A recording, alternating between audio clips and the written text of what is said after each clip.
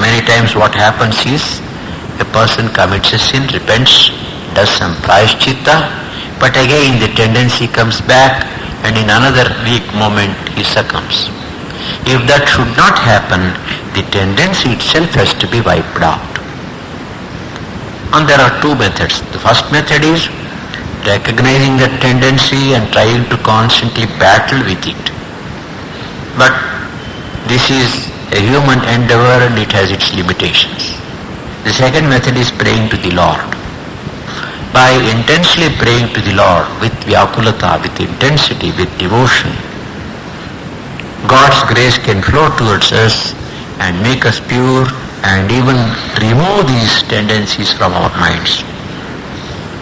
Brahmanji tells his disciples that he can remove the sins from their minds, the evil tendencies from their minds. He can even give them Brahmajnana if he likes. But then he says, you will not have the joy of attainment, he says. You have to get it yourself. Somebody gives something to me, it may not be very valuable, but if I have earned it, then I consider to be very valuable. So probably in the life of tapasya also that holds good. So here the Rishi is telling, after Varuna's karasparsha, the sins are destroyed, the tendency towards sin, Rajoguna, is also gone. Therefore I have become Mukta from samsara bandhana, freed from the bonds of samsara, and attaining bliss. I go to the worlds like Swarga and attain a place there equal to that of Chaturmukha Brahma, Lord the Creator. So may it become like that. That is the prayer. May I, who have become pure now, who has become pure now, go to the higher worlds, Nakasya Prushtam Aruhya, and attain a state which is similar to that of Chaturmukha Brahma. The Bhakti Vedanta systems put before us four types of mukti: Salokya, Samipya, Sarupya and Sayujya. Salokya means living in the same world as God. Maybe Kailasa, maybe Vaikuntha, maybe Goloka. Living in the world of the Lord. Samipya, living near the Lord. Sarupya, having the same form like the Lord. In fact, in one of the Puranas it comes that all the Vishnu Bhaktas, they have Chaturbhujas and Shankha Chakra Gada, they are holding in their hands and so on. So form which is similar to that of the deity. Sayujya is dissolving into the deity, becoming one with it. That is the highest mukti, and that is what Advaita Vedanta advocates. According to Advaita Vedanta, also there are four types of mukti: Krama Mukti, Sadhyo Mukti, Jeevan Mukti and Videha Mukti. Krama Mukti is gradual liberation going by the path of light, Uttarayana. Archiradi Marga as it is called. The body is consumed by the fire, the soul rises up with the Sukshma Sharira. Ativahikas or divine guides, they lead him from station to station. It is called the bright fortnight and so on and so forth, sun and moon and so many stations are mentioned in the Upanishads. Nearly 14 to 16 stations are mentioned. So through the path of light, he is taken by the guides. Now the guide takes him from the first station to the second. Another guide takes over. He holds him by his hand and the jiva is not able to see. But he feels that he is being, somebody is holding him by the hand and leading him. Like that he is taken ultimately to Brahmaloka. And in Brahmaloka he will live as long as Brahmaloka lasts, and at the end of his cycle of creation, when Brahmaloka gets dissolved, he also gets dissolved and becomes one with Parabrahman. This is Krama Mukti, which is very much mentioned in the Upanishads. Not only in the Upanishads but also in the Gita. The second Mukti is called Sadhyo Mukti. Atra Brahma Samashnute. Here and now, the moment a person realizes that he is Atman or Brahman, he is liberated. And Shankara advocates this. Though Krama Mukti is accepted, Sadhya Mukti is considered to be much greater, much more valuable, and therefore it is to be sought after. The other two muktis are Jeevan Mukti and Videha Mukti. There are controversies. No, Jeevan Mukti means while living in this body, Mukti is attained. The logic is like this.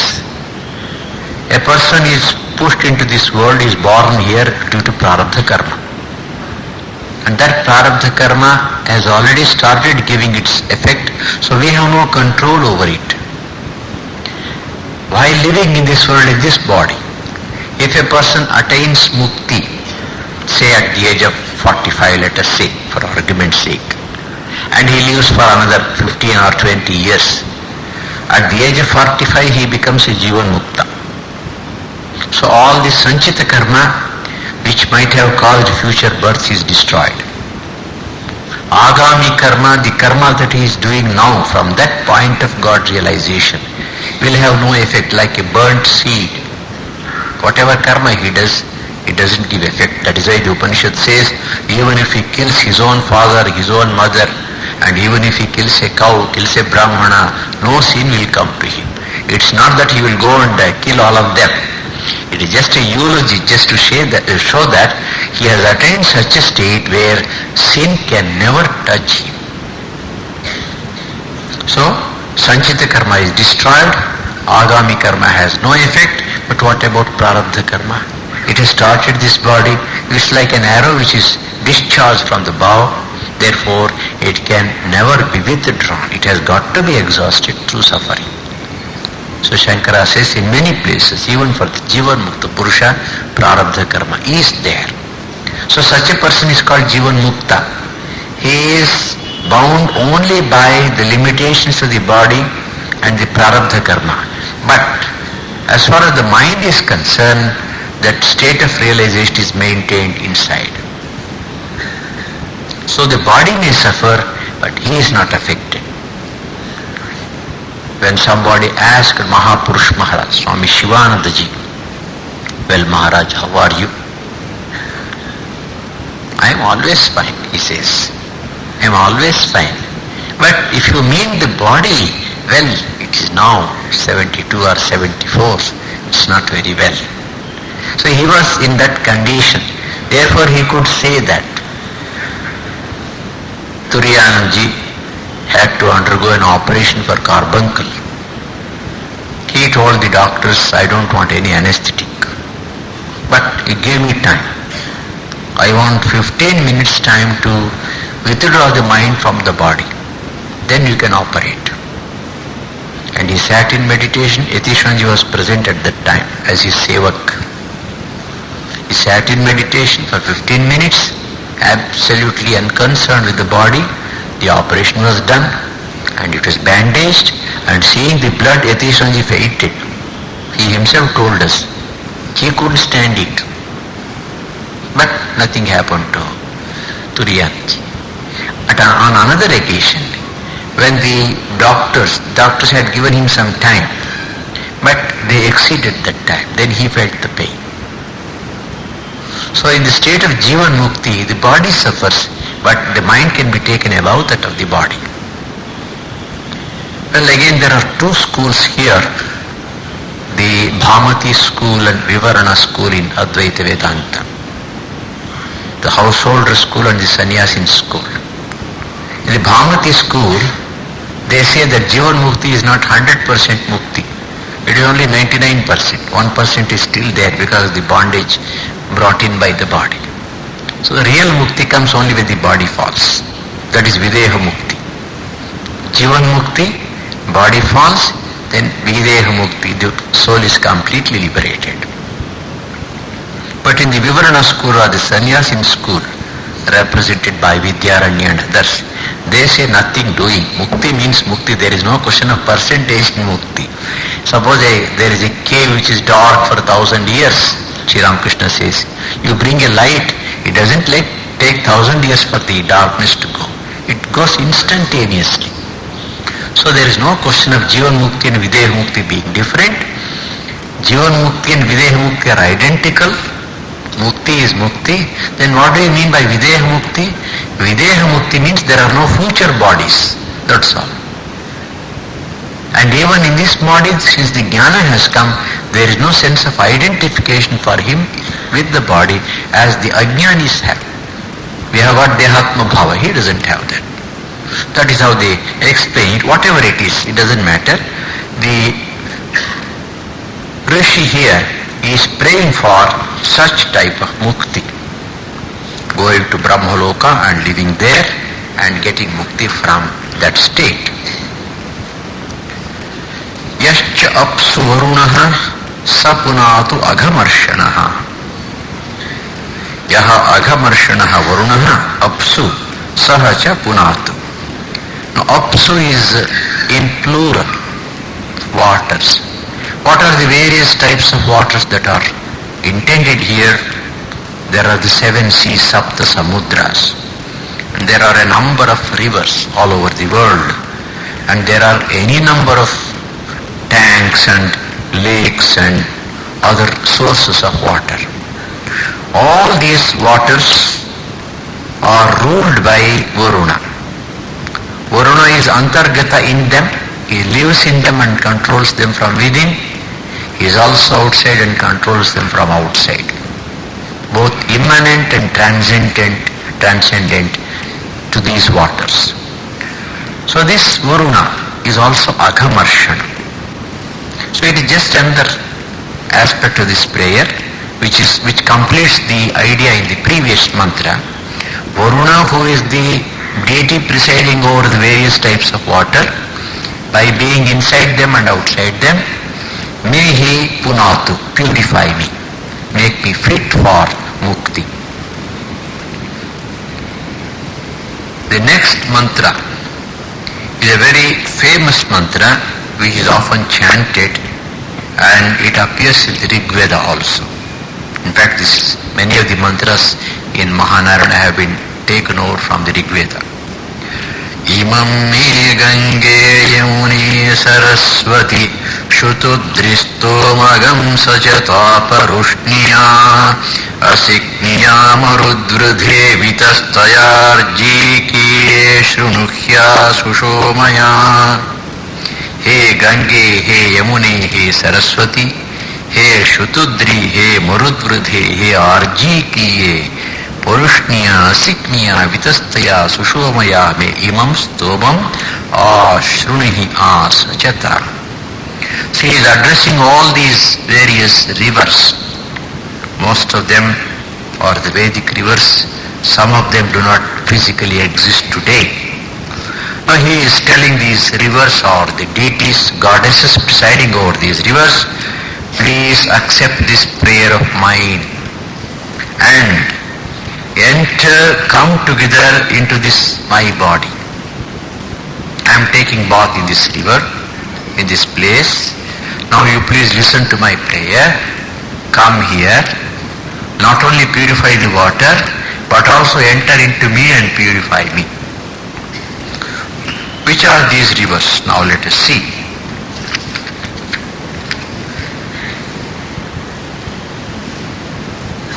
One of the points we have to remember here is, it's very difficult for a person to go to these various rivers which were considered to be very holy, to go to those particular places where the rivers are flowing and take bath. Since that is not possible, he is praying to the deities presiding over these rivers to make their presence felt here itself. There is a physical river. There is the power ruling over that physical river. If that power minds, if that power wants, it can make its presence felt even here in the place where he is taking bath, or even in one's own body and mind. In fact, there are quite a few instances in the lives of Mahapurushas where at their will Ganga has come up and people have taken bath. We have it in the case of Nagamaharsha's life also. Ganga is Ganga, Yamuna is Yamuna. They are still there. Saraswati is a very famous river. I will deal with it a little later. Shutudri is the Sutlej. They have identified it with the Sutlej river. Purushni is the Ravi river. Asikni is Chenab river. Marudvrudha, they say there is one small river, Maruvardwan in North India. It may be that. Vitasta is Jhelam. Arjikiya is Bias river. And Sushoma may be either Sohan or Indus river. So these are the various rivers which were very famous in the Vedic times. And in the Rigveda Samhita also we have this Nadi Stuti. As part of the Nadi Stuti, this mantra comes. Now what is this river Saraswati which is mentioned so many times in the Rigveda? During the recent years, last 30, 40, 50 years, a lot of research work has been done to trace the Saraswati river, whether it really existed, if so where, and when it disappeared and so on. The modern scholars are telling us that there is one small river now near the Ambala city. It is called Sivalik Range. From there a little river is flowing, and it flows between Sutlej river and Yamuna river and disappears in the sands near the town called Shirsa. It is still there, very small river. It is called Saraswati in Hindi. Now whether this is a remnant of the old Saraswati river, that is one doubt or one theory put forward by the scholars. But it is true that much more than Ganga, Saraswati has been mentioned in the Vedas as a very big river and a very holy river at that. In the Rigveda itself, in the second mandala we get this mantra, Ambita me Nadita me Devita me Saraswati. It's a prayer addressed to Saraswati. Ambitame, you are the greatest of the waters. Naditame, you are the greatest among the rivers. Devitame, you are the greatest of goddesses. And in many places, we find that the description refers to a very big river, much bigger probably than most of the rivers we have in our country today. The latest researches reveal that the Saraswati river changed its path many times, and finally around 1900 BC it disappeared. Very recently 2 beautiful articles have been published in Uthana magazine. A detailed treatment of the subject is there by one scholar, Dr. Vakankar. Why did it disappear? That is the next question that has been dealt with by the scholars. They say that Yamuna and Shutudri or Sutlej were its main tributaries, supplying it with water. But gradually, due to the changes taking place inside the earth, these rivers changed their course, and instead of emptying into the Saraswati river, they became independent rivers. One went into the Indus river and the other became independent river, present Yamuna and Sutlej. Since the 2 main sources were not there, Saraswati river dried up and disappeared into the sands. And about the width of this river and the length of this river, the scholars are telling us that it must have had an average width of 6 to 8 kilometers and in some places 14 kilometers. I am just keeping before you the latest findings of the research scholars. Many satellites are there in the sky, Landsat and Spot. These satellites have given us a lot of very, very useful pictures connected with the basin of the Saraswati river, based upon which these scholars have now found out that Saraswati river did exist, and this is the region where it flowed. Actually, the Harappa and Mohenjo-daro cultures were on the bank of the Saraswati river, and they were practically towards the end of the Saraswati river's life. Many times people say that the Rig Veda and whatever is mentioned in the Rig Veda is all concoction or story. But one of the great discoveries of the recent times, 1958, is an image of Vasishtha Maharshi in bronze. It was just an accidental find.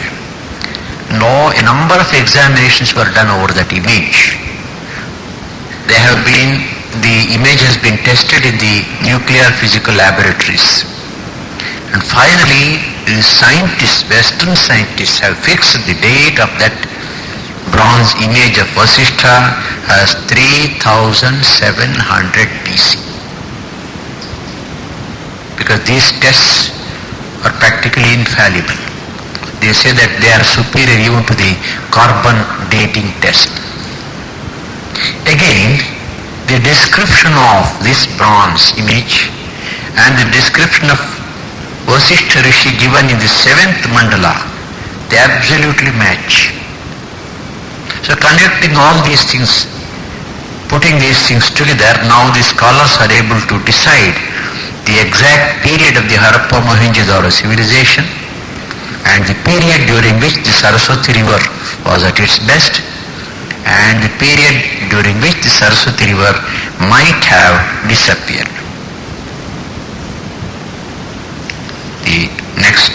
In the next class we'll try to take the other mantras and finish it if possible.